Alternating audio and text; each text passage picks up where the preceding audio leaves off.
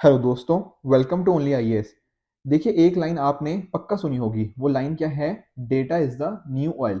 देखिए, आज के टाइम पे जब हम बात कर रहे हैं फोर्थ इंडस्ट्रियल रेवोल्यूशन की, जब artificial intelligence, big data, internet of things, इस तरह की जब बातें कर रहे हैं, इंटरनेट का जमाना चल रहा है, तो डेटा प्रोटेक्शन एक बहुत इंपॉर्टेंट चीज हो जाती है, राइट? अब उसी चीज को समझते हुए हमारी गवर्नमेंट, स्पेशली अगर मैं बात करूं, ministry of electronics and information technology, इनके द्वारा एक ड्राफ्ट बिल लेकर आया गया है। ड्राफ्ट बिल कौन सा? Digital personal data protection bill. देखो, आप सभी जानते हो कि जब ना स्टार्टिंग में एक बिल इंट्रोड्यूस किया जाता है, जब वो फिर लोकसभा राज्यसभा से पास हो जाता है, फिर इन दी एंड जब प्रेसिडेंट साहब उसको एक्सेंट असेंट दे देते हैं, तब वो क्या बन जाता है? एक एक्ट बन जाता है। पर ये बिल वाले टाइम पे भी तो पहले बहुत सारी डिस्कशन होती है। उससे पहले आम जनता के भी सजेशंस मांगे जाते हैं। तो ये digital personal data protection bill है ना, इसका यही फेज चल रहा है कि आप लोगों से, मेरे और आपके जैसे लोगों से राय मांगी जा रही है कि क्या ये जो digital personal data protection bill है, इसमें कुछ खामियां तो नहीं है, इसमें कुछ चेंजेस तो चाहिए। तो उस तरह की बात पे अभी करंटली यहाँ पे डिस्कशन है। तो आज हम 360 डिग्री एनालिसिस के अंदर समझेंगे इस बिल के अलग अलग प्रोविजंस क्या हैं, क्या इसका बैकग्राउंड रहा है, तो पूरा अच्छे से डिटेल से समझने की कोशिश करेंगे। चलिए स्टार्ट करते हैं। पहले स्टार्ट करेंगे हम बैकग्राउंड से। देखिए, आप सभी जानते हो कि इंडिया में ना डेटा को प्रोटेक्ट करने के लिए कोई प्रॉपर रूल्स नहीं है। एक आईटी रूल्स जरूर है 2011 के, पर उनके बेसिस के ऊपर हम प्रॉपरली डिजिटल डेटा को प्रोटेक्ट नहीं कर सकते। तो इसके लिए हमें जरूरत है एक तरह के डिजिटल डेटा प्रोटेक्शन बिल की, और जो अभी लेकर भी आए हैं। इसके साथ ही साथ आप क्या जानते हो? राइट टू प्राइवेसी, ये क्या हो चुका है? एक फंडामेंटल राइट हो चुका है। आप मुझे नीचे कमेंट सेक्शन में बताओगे कि कौन सा केस था जिसके अंदर इसको फंडामेंटल राइट के अंदर डाला गया, तो let me know in the comment section. अब समझते हैं कि अच्छा, ये बात तो समझ आ गई कि इंपॉर्टेंट तो है। अब देखो, पहली बार नहीं है कि ऐसा बिल लेकर आया गया, नहीं। दरअसल हुआ क्या था, 2018 के अंदर एक justice B N Srikrishna committee बनाई गई थी। ठीक है सर, इस कमेटी ने क्या किया? इस कमेटी ने ना इसी तरह का एक डेटा प्रोटेक्शन बिल प्रपोज किया गया था। इन्होंने एक ड्राफ्ट वर्जन बनाया था। ठीक है, तब उन्होंने पहली कोशिश करी थी कि इस तरह कुछ होना चाहिए। फिर क्या हुआ, इस ड्राफ्ट के अंदर ना कुछ रिवीजन हुई, कुछ चेंजेस हुए। फिर चेंजेस होने के बाद क्या हुआ, 2019 में लोकसभा के अंदर पर्सनल डेटा प्रोटेक्शन बिल 2019 लेकर आया गया। ठीक है सर, पहले कमेटी थी, फिर बाद में क्या हुआ, उसमें कुछ चेंजेस लेकर लोकसभा के अंदर बिल को इंट्रोड्यूस किया गया। ठीक है, फिर आप जानते हो जब पर्टिकुलर इस तरह से हमने इंट्रोड्यूस कर दिया लोकसभा के अंदर, फिर क्या हुआ, फिर इस बिल को रेफर कर दिया गया एक कमेटी के पास। ठीक है ना, जैसे ज्वाइंट कमेटी होती है ना, तो इसको ज्वाइंट कमेटी के रिकमेंडेशंस के लिए इसको दे दिया गया। अब इसके बाद क्या आ गया? कोविड आ गया। तो कोविड की वजह से ना लगभग 2 साल के बाद इन्होंने अपनी क्या दी? रिकमेंडेशंस दी। फिर उन्होंने बताया कि बिल के अंदर ये अच्छा है, ये बुरा है, और इन्होंने ना बहुत सारे चेंजेस बता दिए इस पर्टिकुलर बिल के कॉरस्पॉन्डिंग। फिर क्या हुआ, अब गवर्नमेंट ने ना इसको विड्रॉ कर दिया इस बिल को, और अब जाकर दोबारा से एक revamped version of the bill हमारे सामने आया है। तो ये थी कुछ इस तरह से हिस्ट्री। मतलब हम 2018 से चले हुए हैं, कुछ चेंजेस आ रहे हैं उसके अंदर, हम फिर उसके अंदर चेंजेस लाते हैं, so on and so fourth. तो अब जाके हमारे पास एक proper digital personal data protection bill हमारे सामने आया है। इस बिल को समझना जरूरी है, पर उसके लिए ना कुछ टर्म समझनी जरूरी है। ठीक है, अगर ये टर्म समझ आ जाएंगी ना, फिर बिल ज्यादा मुश्किल नहीं है। तो मेक श्योर ना कि आप अपना पूरा अटेंशन दो इन टर्म्स को समझने के अंदर, क्योंकि एक बार डेफिनेशन समझ आ जाएंगी तो बिल मुश्किल नहीं है। तो देखो, एक तरह का डेटा होता है क्या? Personal data. एक होता है नॉन पर्सनल डेटा। अब सर, ये क्या चीजें हैं पर्सनल डेटा और नॉन पर्सनल? देखो, कुछ आपके ऐसे करेक्टरिस्टिक्स हो सकते हैं, ठीक है, कुछ आपके ऐसे ट्रेट्स हो सकते हैं, या कुछ ऐसे एट्रीब्यूट्स हो सकते हैं जिनके बेसिस पे क्या कर सकते हैं? हम पर्सन को आइडेंटिफाई कर सकते हैं। समझ आया? समझाता हूं, 1 मिनट एग्जांपल से। और नॉन पर्सनल डेटा क्या होता है? ये वो डेटा होता है जिसके बेसिस पे आप पर्सन को आइडेंटिफाई नहीं कर सकते, उसकी आइडेंटिटी हम रिवील नहीं होती। मैं आपको एग्जांपल समझाता हूं। मैंने मान लीजिए आपका कोई डेटा है, मैंने बोला कि ये डेटा पता किसका है? ये उस पर्सन का है जिसका वेट 66 केजी है और जिसकी हाइट 5 फीट 7 इंच 7 है। ठीक है ना, 5.5 फीट 7 इंचेस है। तो क्या इतना जानने के बाद आपको ये पता लग गया कि ये डेटा किसका है? The answer is no. यहां पर ना आपकी आइडेंटिटी रिवील नहीं हुई। यहां सिंपली बस उनको पता है कि अच्छा, इस बंदे, जिस भी पर्सन की हाइट इतनी है उसके कॉरस्पॉन्डिंग ये है, तो इसको क्या बोल देंगे? Non personal data. यहां आपकी आइडेंटिटी नहीं पता लगती सामने वाले को। पर जहां पर बात होती है पर्सनल डेटा की, वहां पर होता है आपकी आइडेंटिटी रिवील। मतलब आपकी ना सारी डिटेल्स कि आपका नाम, आपका जैसे मान लीजिए मैंने किसी को आपका ना पैन कार्ड बता दिया, तो पैन कार्ड के बेसिस के ऊपर आपको आइडेंटिफाई कर लिया जाएगा, ठीक है ना। या फिर मैंने आपका आधार कार्ड बता दिया, आधार कार्ड जो नंबर होता है ना, उसके बेसिस पे आपको यूनिकली आइडेंटिफाई कर लिया जाएगा। ऐसे डेटे को क्या बोलते हैं? ऐसे डेटा को बोलते हैं पर्सनल डेटा, जिसके बेसिस के ऊपर हम किसी पर्सन को आइडेंटिफाई कर सकते हैं। जो डेटा से बेसिस पे नहीं हो पाता है पर्सन का identification, that is known as non personal data. ये फर्क समझ आया? ठीक है। कुछ और डेफिनेशन भी हैं, जैसे कि सेंसिटिव पर्सनल डेटा। अब सर सेंसिटिव का क्या मतलब है? देखो वही जो मीनिंग हम इंग्लिश में पढ़ते हैं। सेंसिटिव का मतलब क्या होता है? कुछ इंफॉर्मेशन बहुत ज्यादा सेंसिटिव होती है, जैसे आपका हेल्थ डेटा, ठीक है, आपका जेनेटिक डेटा, आपका बायोमेट्रिक्स, आपका रिलीजन, आपकी फाइनेंशियल ट्रांजैक्शंस। इस तरह के जो ट्रांजैक्शंस ना, या फिर इस तरह का जो डेटा एक्सट्रीमली सेंसिटिव होता है, उसी का नाम क्या दे दिया? Sensitive personal data. ये कुछ एग्जांपल्स हैं यहां पर दिए गए, ठीक है सर। एक वर्ड होता है डेटा लोकलाइजेशन। अब इसका क्या मतलब है? देखो इसका मीनिंग बहुत ही सिंपल सा है कि जहां पर जिस भी एरिया के अंदर हमने क्या किया, जिस भी पर्टिकुलर कंट्री के अंदर मान लीजिए डेटा जनरेट हुआ, वहीं पर उसका प्रॉपर स्टोरेज या फिर प्रोसेसिंग होनी चाहिए। समझ रहे हो? लोकल का मीनिंग आप जानते हो ना। लोकल का मीनिंग क्या होता है कि जहां पर जो चीज हो रही है उसके लोकल एरियाज में, ठीक है। तो यहां पर मान लीजिए अगर डेटा जनरेट इंडिया में हो रहा है, तो उसके रिगार्डिंग जो भी और प्रोसेसेस हैं, अगर वो इंडिया में होंगे, तो हम उसको क्या बोल देंगे कि डेटा लोकलाइजेशन का प्रिंसिपल यहाँ पे फॉलो किया गया है, ठीक है ना। जैसे मान लो आपका डेटा है, अब फेसबुक क्या कर सकती है आपके डेटा से? फेसबुक आपका डेटा यूएस भेज सकती है, ठीक है, वहां पे स्टोर कर सकती है, वहां पे प्रोसेसिंग कर सकती है। तो तब हम क्या बोलेंगे कि डेटा लोकलाइजेशन नहीं फॉलो हुआ। ऑन द अदर हैंड, अगर फेसबुक को ऐसा बोला जाए कि नहीं, अगर आपने इंडिया में किसी बैठे बंदे का डेटा स्टोर या प्रोसेस करना है, तो आप इंडिया में ही करो, तब हम उसको क्या बोलेंगे? Data localisation. आई होप इस टर्म का मीनिंग आपको क्लियर हो गया होगा। एक और वर्ड है डेटा प्रिंसिपल और डेटा फिड्यूशरी। अब सर इसका मीनिंग क्या होता है? देखो मैं और आपके जैसे लोग, जो कि बेसिकली क्या हैं? यूजर्स हैं, ठीक है। हम लोग कुछ ना कुछ करते रहते हैं, ठीक है। गूगल के ऊपर कुछ सर्च किया, कुछ फेसबुक के ऊपर अपना डेटा दिया, ठीक है ना। कई बार लॉग इन करते टाइम पे हम अपना डेटा वगैरह प्रोवाइड करते हैं। कई जगह पे हो सकता है फाइनेंशियल ट्रांजैक्शन के टाइम पे अलग अलग हमें डेटा प्रोवाइड करना पड़ता है। तो हम क्या हुए? हम हुए data principal. On the other hand, जो दूसरी एंटिटी है, जैसे मान लो कंपनी होगी या फिर गवर्नमेंट भी हो सकती है, इनके पास हमारा डेटा जा रहा है, इनको क्या बोल देंगे? Data fiduciary. तो डेटा प्रिंसिपल वो है जो डेटा जनरेट कर रहा है, यानी कि मेरे और आपके जैसे लोग। On the other hand, data fiduciary में जो कंपनीज इस डेटा को कलेक्ट कर रही है, गवर्नमेंट कलेक्ट कर रही है, those are known as what? Data fiduciaries. I hope ये मीनिंग भी समझ आ गया होगा। एक वर्ड और हमें समझना है, what is that? Data minimisation. अब सर इसका मीनिंग क्या है डेटा मिनिमाइजेशन का? देखो सिंपल सा मीनिंग है, मान लीजिए मुझे एज अ कंपनी, ठीक है, मान लो मैं फेसबुक हूं, ठीक है, मुझे आपका कुछ डेटा चाहिए, ठीक है, जो कि इनके लिए इंपॉर्टेंट है, पर हमें ना सिर्फ और सिर्फ उतना ही डेटा लेना चाहिए जितना कि पर्पस के लिए रिक्वायर्ड हो। मान लीजिए गवर्नमेंट है, जैसे गवर्नमेंट को हो सकता है क्या, गवर्नमेंट को आपको कोई स्कीम प्रोवाइड करनी हो, तो वो बोलेगी कि हमें ना डेटा प्रोवाइड करो। तो हो सकता है इसके अंदर वो आपका एड्रेस मांग ले, ठीक है, हो सकता है आपके कुछ और डिटेल्स मांग ले, पर इनको ना गवर्नमेंट को सिर्फ वही डिटेल्स मांगनी चाहिए जो कि डायरेक्टली रेलेवेंट है इसके पर्पस से। ऐसा नहीं कि अच्छा फॉर्म फिल करवाना है तो जो मर्जी फॉर्म फिल करवाते रहो, उसके अंदर जो मर्जी डेटा लेते रहो, नहीं। जिस पर्टिकुलर डेटा की रिक्वायरमेंट है सिर्फ उतना ही लो, फालतू का डेटा मत कलेक्ट करो। अगर किसी का फोन नंबर आपको नहीं चाहिए तो जबरदस्ती या फिर बिना किसी कारण के उसका फोन नंबर या बाकी और इन्फॉर्मेशन लेने की जरूरत नहीं है। तो सिर्फ वही डेटा कलेक्ट करो जो कि रिक्वायर्ड है, एक्सेसिवली इंफॉर्मेशन लोगों से मत लो। एक वर्ड होता है पोस्टमार्टम प्राइवेसी।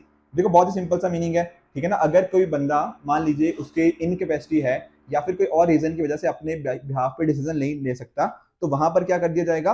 वहां पर कोई और बंदा उसके बेसिस पे डिसीजन ले सकता है। मान लीजिए कोई इंसान ना अपने डिसीजन नहीं ले पा रहा, ठीक है ना, या फिर हो सकता है कि कल को वो बोले कि जब मेरी डेथ हो जाए उसके बाद जो मेरा डेटा हो वो ये XYZ पर्सन इसके रिगार्डिंग डिसीजन ले, तो उसको बोल सकते हैं पोस्टमार्टम प्राइवेसी को, ठीक है ना। तो ये कुछ बेसिक डेफिनेशंस थी। अब अगर बेसिक डेफिनेशन समझ आ गई ना, तो इसके प्रोविजन समझने में ज्यादा दिक्कत नहीं आएगी, उनको हम क्विकली एक एक करके देख लेते हैं। बट बिफोर दैट मैं छोटी सी इन्फॉर्मेशन आपको देना चाहता हूं रिगार्डिंग अवर मेगा विन प्रोग्राम यूपीएससी 2023। ये दरअसल में क्या है, मेंटर्स द्वारा गाइडेड एक आंसर राइटिंग इनिशिएटिव है। अब यहाँ पर क्या होगा, टोटल 15 टेस्ट होंगे, 3 ऐसे के भी टेस्ट होंगे इसके अंदर, और सारे के सारे टेस्ट एवेल्युएट करे जाएंगे, ठीक है ना। साथ में ही आपको मेंटरशिप सपोर्ट है जो कि आपको पोस्ट एवेल्युएशन में हेल्प करेगी, क्या आपने गलतियां करी, कैसे उनको ठीक करना है, ओवर द टाइम क्या इसमें चेंजेस करने हैं अपनी अप्रोच के अंदर, वो सारी चीजें आपको गाइडेंस प्रॉपर्ली यहाँ पे प्रोवाइड करी जा रही है। ठीक है, अगर आप इन केस ऑफलाइन भी ज्वाइन कर सकते हो इस कोर्स को, ऑनलाइन भी ज्वाइन किया जा सकता है। ठीक है, dpp.only पर जाके आप इस कोर्स को ज्वाइन कर सकते हो। इन केस अगर आपको कुछ डाउट्स हैं तो इस नंबर से भी हमें कॉन्टेक्ट कर सकते हो। तो हमने देखो डेफिनेशन तो समझ ली थी, अब चलते हैं कि डेटा प्रोटेक्शन बिल आखिर कहता क्या है, जो ड्राफ्ट आया है वो कह क्या रहा है। देखो पहली चीज यहां पर ना वर्ड, ये सिर्फ और सिर्फ किसके साथ डील करता है, ये डील करता है सिर्फ और सिर्फ आपके पर्सनल डेटा के साथ। तो ध्यान देने वाली बात क्या है कि जो नॉन पर्सनल डेटा था ना वो इसके अंदर इंक्लूड नहीं है। तो पहली बात तो हमें ये समझ आनी चाहिए कि सिर्फ पर्सनल डेटा है। ऊपर से पर्सनल डेटा भी ना अलग अलग तरह से हो जाता है। जैसे फॉर एग्जाम्पल एक होता है जो हमने ऑनलाइन कनेक्ट किया, जो कि डेटा फिड्यूशरी ने जो भी डेटा ऑनलाइन कलेक्ट किया, तो एक तो ये आ गया उसके अंदर। उसके साथ ही साथ कुछ हो सकता है कि किसी ने ऑफलाइन कलेक्ट किया हो डेटा, पर उसकी जो प्रोसेसिंग है, जो प्रोसेस हुआ डेटा, वो डिजिटाइज मैनर में हुआ। ठीक है ना, कई बार हो सकता है ना कि डेटा जो था वो डेटा कलेक्ट तो ऑफलाइन तरह से किया गया, पर उसको प्रोसेसिंग जो हो रही है वो डिजिटल मैनर में हो रही है। तो ये सारी चीजें भी इस बिल के अंदर इंक्लूडेड है। बाकी इसके अलावा जो ऑफलाइन ही कलेक्ट हो रहा है या फिर ऑफलाइन प्रोसेस हो रहा है उसको नहीं इंक्लूड किया जाएगा। इसके साथ ही साथ कहां कहां पे ये जो बिल अप्लाई होगा उसके रिगार्डिंग भी हमें चेंजेस यहाँ पे हमें चीजें देखने को मिल जाती हैं। और वो क्या है कि कहां पर इसका टेरिटोरियली कहां पे अप्लाई होता है। ठीक है ना, तो मान लीजिए अगर कोई पर्सन जैसे एनआरआईज हो गए, ठीक है ना, वहां पर ये अप्लाई नहीं होगा। जो भी डेटा प्रिंसिपल्स, ठीक है, मेरे और आपके जैसे यूजर्स जो इंडिया से बाहर हैं, ठीक है, इंडिया के बाहर लोकेटेड है, वहां पर ये चीज अप्लाई नहीं होगी। इसके साथ ही साथ हो सकता है कि कुछ ऐसी भी कंपनीज हों, ऐसी डेटा फिड्यूशरीज हों जो कि कलेक्ट करती हैं और प्रोसेस करती हैं पर्सनल डेटा आउटसाइड इंडिया, तो वहां पर भी ये चीज एप्लीकेबल नहीं होगी। तो इस वजह से ना इन्होंने टेरिटोरियल लॉ बना दिया कि कहां कहां पर इस चीज को हम अप्लाई करेंगे। उसके साथ ही साथ कुछ और प्रोविजंस भी हैं। व्हाट आर दोस्त? एक तो ये है कि हमें ऐसा नहीं है कि अगर एक बार डेटा दे दिया तो इन्फिनाइट टाइम के लिए उसको स्टोर किया जाए। नहीं, इन्फिनाइट टाइम के लिए नहीं है। ऐसा नहीं हो सकता कि परपेचुअली आपने स्टोर कर लिया कि एक बार डेटा दे दिया तो हमेशा के लिए स्टोर हो गया। नहीं, अगर किसी ने कंसेंट नहीं दिया तो सिर्फ और सिर्फ वो एक लिमिटेड टाइम के लिए उसको स्टोर किया जाएगा। इसके साथ ही जो अलग अलग हमारे डेटा प्रिंसिपल्स थे उनको ज्यादा कंट्रोल दिया गया है ताकि वो कंट्रोल कर पाए अपने पर्सनल डेटा के ऊपर। अब डेटा को कैसे यूज करना है, किस पर्पस के लिए दिया गया है, ये अलग अलग राइट्स यहाँ पे प्रोवाइड किए गए हैं डेटा पर्सनल को। जैसे कि फॉर एग्जांपल डेटा को एक्सेस करना, ठीक है, अगर डेटा गलत है तो उसको करेक्ट करवाना, और अगर कुछ हम चाहते हैं कि डेटा को डिलीट करवाना, तो ये सारे राइट्स भी डेटा प्रिंसिपल को दिए गए हैं। ठीक है ना। इसके साथ ही जो मैंने आपको डेटा मिनिमाइजेशन का बताया था कि सिर्फ उतना ही डेटा कलेक्ट करो जितना की रिक्वायर्ड है, तो ये वाली ऑब्लिगेशन भी हमने इंश्योर करी है कि ये भी ऑब्लिगेशन यहाँ पर रहे। इसके साथ ही देखिए जो मैं बात कर रहा था, जो मैंने आपके साथ बात करी थी, जो डेटा लोकलाइजेशन वाले रूल्स है ना उनको ना थोड़ा रिलैक्स किया गया है। मतलब ऐसा नहीं है कि बिल्कुल ही डेटा लोकलाइजेशन होना ही होना चाहिए, नहीं। जो भी देखो इस तरह से इन्होंने कोशिश क्या करी है, इस तरह से ना एक्चुअल में पहले भी मैंने आपको बताया ना थोड़ी हिस्ट्री के अंदर कि पहले भी इस तरह के बिल्स आ चुके हैं, तो वहां पर ना डेटा लोकलाइजेशन का बहुत ही हाई लेवल ऑफ स्क्रूटनी थी। वहां पर डेटा लोकलाइजेशन को बहुत प्रॉपर्ली फॉलो किया जाता था, पर इसमें थोड़ा सा हमने इसको रिलैक्स कर दिया। क्यों रिलैक्स कर दिया? देखो बाहर के जो अलग अलग कंपनीज हैं, फेसबुक हो गया, अमेजॉन हो गया, या इस तरह की और भी जो कंपनीज हैं कहीं ना कहीं, उनको थोड़ा इजी हो जाएगा काम करना। जो अलग अलग स्टार्टअप्स इस फील्ड में काम कर रहे हैं उनको इजी हो जाएगा। तो इस वजह से डेटा लोकलाइजेशन रूल्स को रिलैक्स कर दिया गया है, मतलब उसमें एक तरह की कटौती लाई गई है। पहले बहुत ही स्ट्रिक्ट रूल्स हुआ करते थे। इसके साथ ही डेटा प्रोटेक्शन बोर्ड की भी स्थापना करी गई है। मतलब कि अगर कोई आपको दिक्कतें आती हैं या फिर कोई कंपनी इनको नहीं मानती तो डेटा प्रोटेक्शन बोर्ड आपको सुनवाई कर सकती है इसके रिगार्डिंग। ठीक है ना। इसके साथ ही अगर कोई फॉलो नहीं करता इन सभी रूल्स को तो हाई फाइनेंशियल पेनल्टीज उनके ऊपर लगाई जाती हैं। ये नंबर्स हमें ध्यान नहीं रखने कितनी पेनल्टी लगती है, पर पेनल्टीज अच्छी खासी लगाई जाती है इन टर्म्स ऑफ फाइनेंशियल।